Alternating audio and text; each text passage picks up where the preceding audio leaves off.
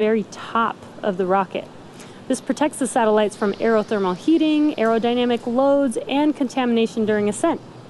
Once we reach the vacuum of space, we no longer need them, and we will jettison the fairing halves while the second stage continues to orbit.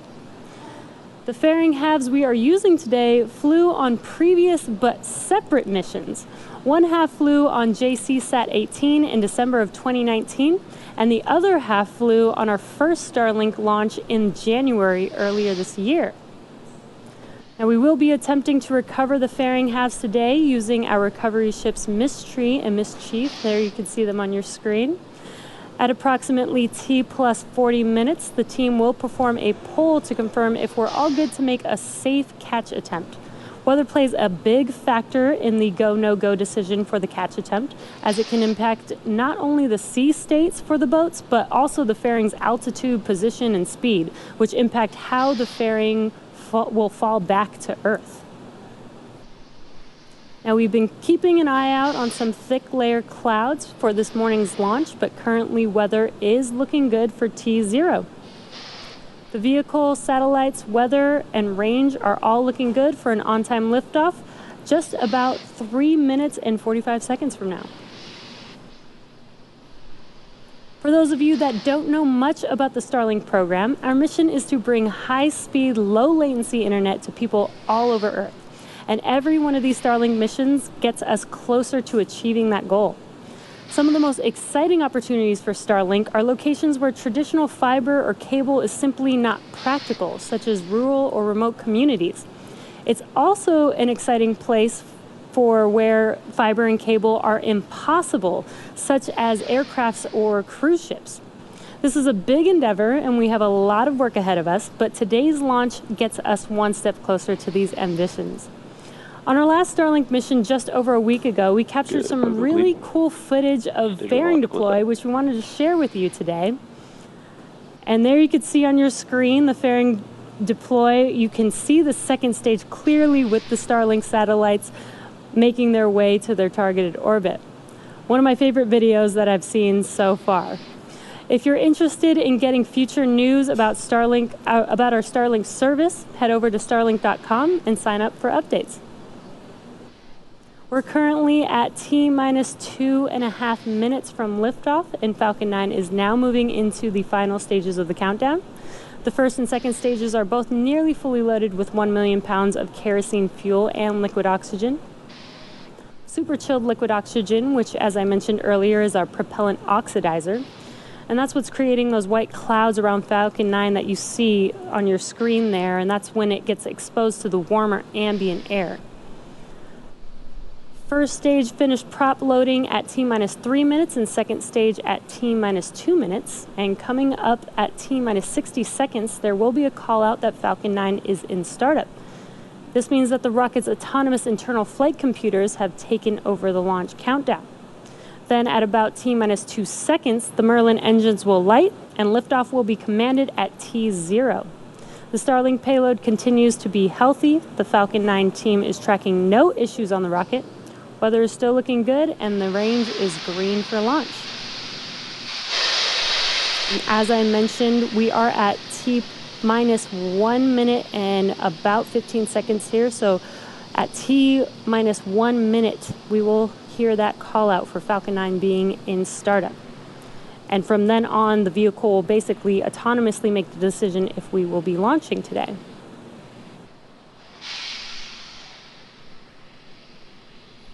Falcon 9's in startup.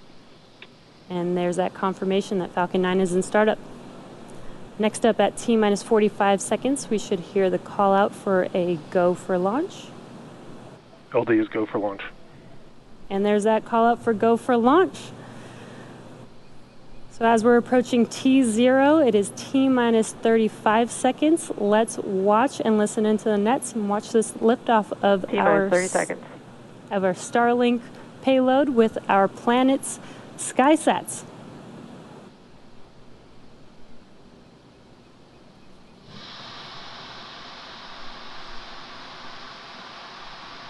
T minus 15 seconds. Falcon 9 is configured for flight. 10, 9, 8, 7, 6, 5, 4, 3, 2, 1, 0. Ignition. Liftoff of Falcon 9 and Starlink Ocho.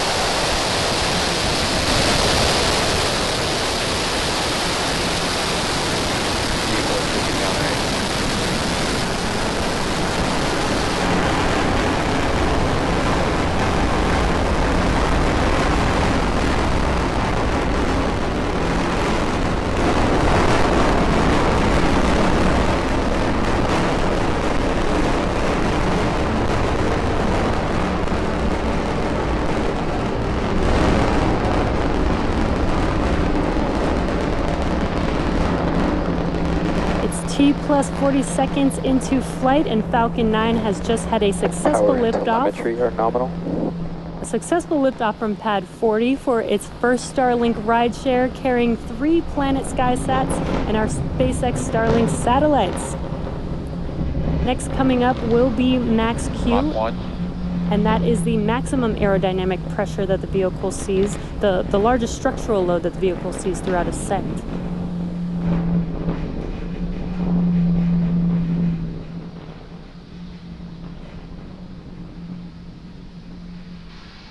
Max Q. And there's that call out that we just passed through Max Q. Next up will be 3 events happening back to back, and that will be MECO, or main engine cutoff, stage separation, as well as second engine start, or SES-1. Main engine cutoff, or MECO, is when all 9 of the M1D engines shut off and slow the vehicle down in preparation for the next event, which is stage separation. And stage separation is where the first stage separates from the second stage, with first stage making its way back to Earth and second stage taking our satellites to their targeted orbit. And then finally will be SES-1, which is second engine start, with that MVAC engine lighting up and taking those... The vehicle is following a nominal trajectory. And taking those satellites to orbit. Now those 3 events are coming up here in about 15 seconds. Again, that is MECO, stage separation, and SES-1.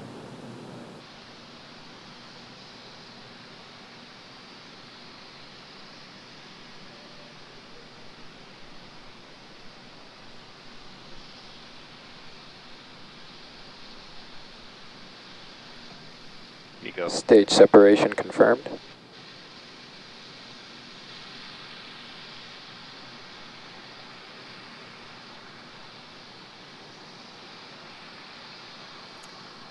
And there, as you saw live on your screen, MECO, main engine cutoff, and stage separation. First stage being on your left screen. On your right screen is second stage with that MVAC engine glowing bright red there. On your left screen, you can see those grid fins deploying on the first stage. Those grid fins help. Fairing separation confirmed. And we just had fairing separation. We had a successful deployment of those fairing halves. Let's see if Miss Tree and Miss Chief can make a catch attempt Vehicle today. continues to follow a nominal trajectory. And as I was mentioning, the grid fins have deployed. That helps guide that first stage back to its landing zone.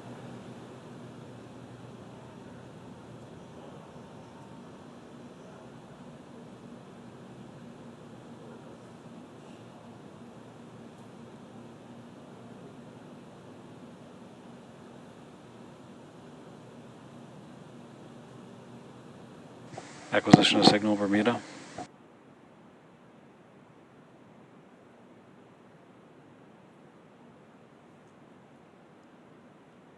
Stage 2 is still looking good. We're getting a nice bright view of first stage on your left screen.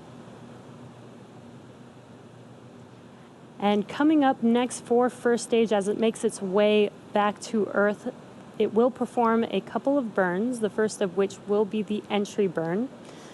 And that entry burn is where 3 of the 9 Merlin 1D engines light up and slow the stage down as it re-enters back into the upper part of the Earth's atmosphere. The second burn is called the landing burn, and this is when the single engine on the vehicle, the E9 engine, ignites and brings the vehicle speed down rapidly in order to land on the drone ship. And again, we are attempting to land on our drone ship, Of Course I Still Love You, today.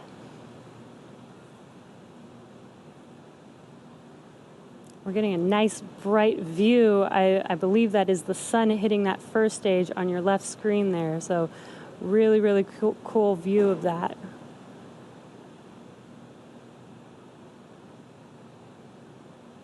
Second stage is still looking good. That is on your right screen.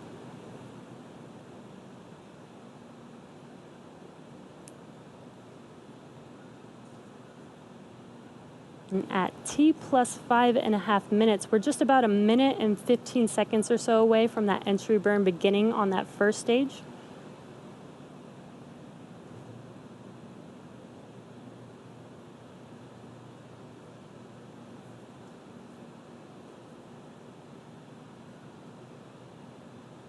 Vehicle continues to follow a nominal trajectory.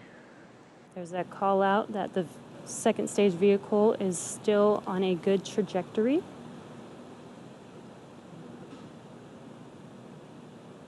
And again, that first stage is making its way back to our drone ship. Of course, I still love you. With the entry burn coming up here in about 30 seconds or so.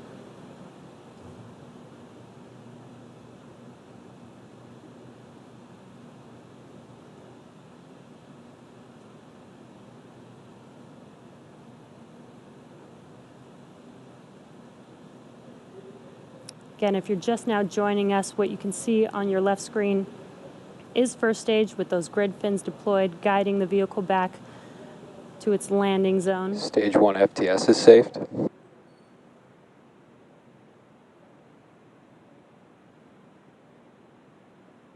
Stage 1 entry burn has started. And there you can see that the entry burn has begun. It's lighting up that screen pretty bright there. The entry burn will last about 20 seconds long.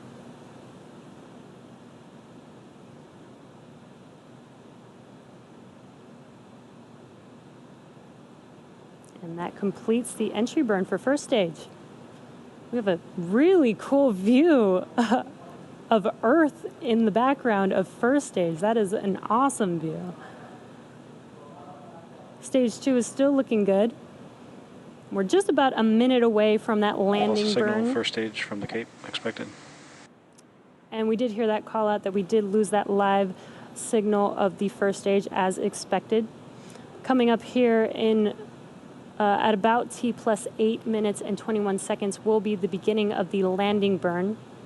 Landing burn will last about 20 seconds long, and then hopefully we'll get to see first stage touch down on our drone ship. Of course, I still love you. Stage 1 is transonic. And about 10 seconds after landing of the first stage will be SECO 1 on second stage. So we will have a couple events happening very close to each other. So we'll listen in and wait for those call outs.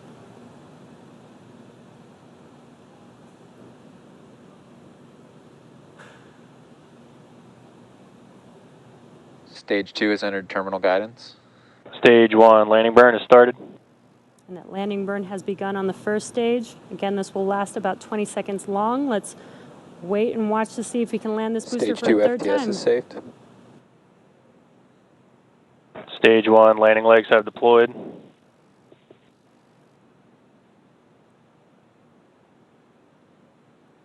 Wow, and we got a live, awesome view. And touchdown. stage 1 is landed. Landing operators proceed to 11.100 on recovery 1 and ECF 9.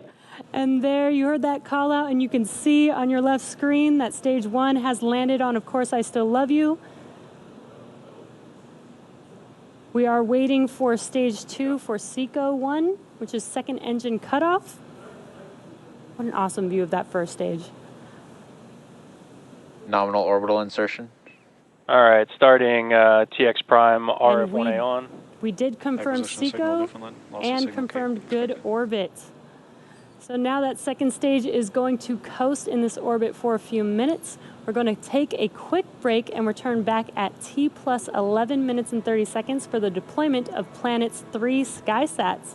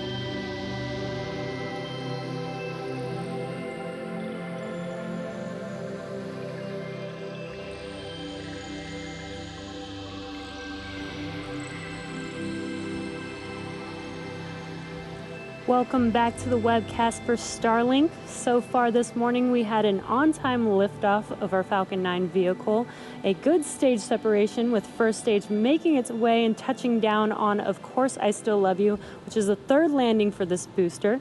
And second stage is still looking good. It is coasting and getting ready to deploy Planet's 3 SkySats.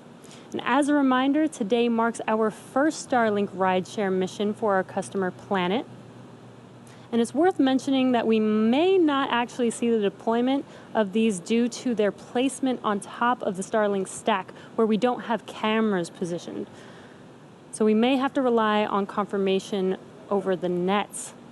So you can see on your screen, this is the view of the Starlink satellites, and the 3 SkySats are sitting on top of them.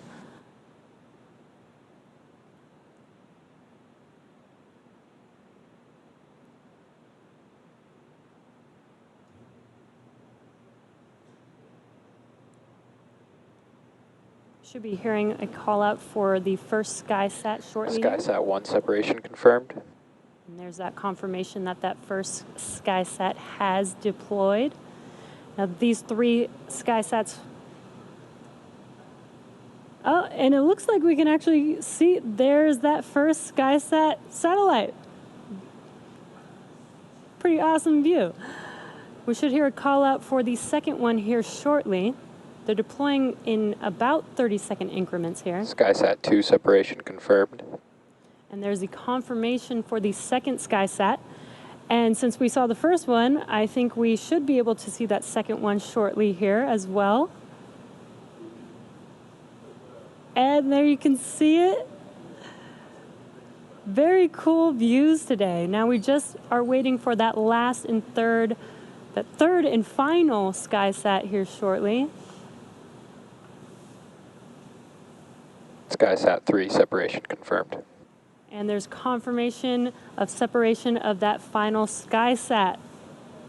These 3 SkySats will be joining 15 already in orbit, and 3 more will be deploying on a separate Starlink mission later this summer, completing their fleet of 21 SkySats. Now stage 2 is going to continue to coast in this orbit for a few more minutes. During this time, it will start to spin on its central axis, giving the Starlink satellites the momentum that they need to space themselves out over time after they deploy at T+26 minutes. And as I mentioned earlier, because we will not have ground station coverage at time of deployment, we will not have visual or audio confirmation of a successful deploy until we reach the next station at Diego Garcia about 25 minutes from now. So with that, we're going to take another break here and return back at T+38 minutes so that we can confirm live a successful deployment of our 58 Starlink satellites.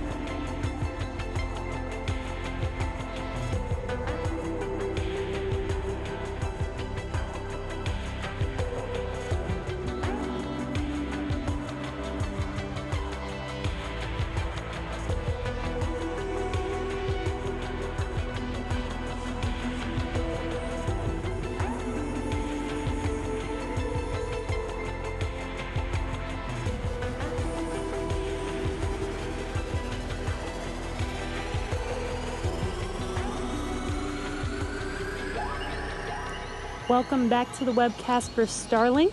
So before we went to a break, we saw the successful deployment of the 3 SkySat satellites, which were ride-sharing with Starlink. At T plus 26 minutes, our 58 Starlink satellites were set to deploy. Since we did not have ground station coverage at that time, we are currently waiting to connect with the next ground station, Diego Garcia, at T plus 39 minutes, so in about 30 seconds here, and get confirmation of a successful deployment. So we're just under 30 seconds away from connecting to that next ground station, and we'll be waiting for our teams to confirm deployment after we connect. So we're going to listen in here shortly and see if we have confirmation of our 58 Starlink satellites deployed.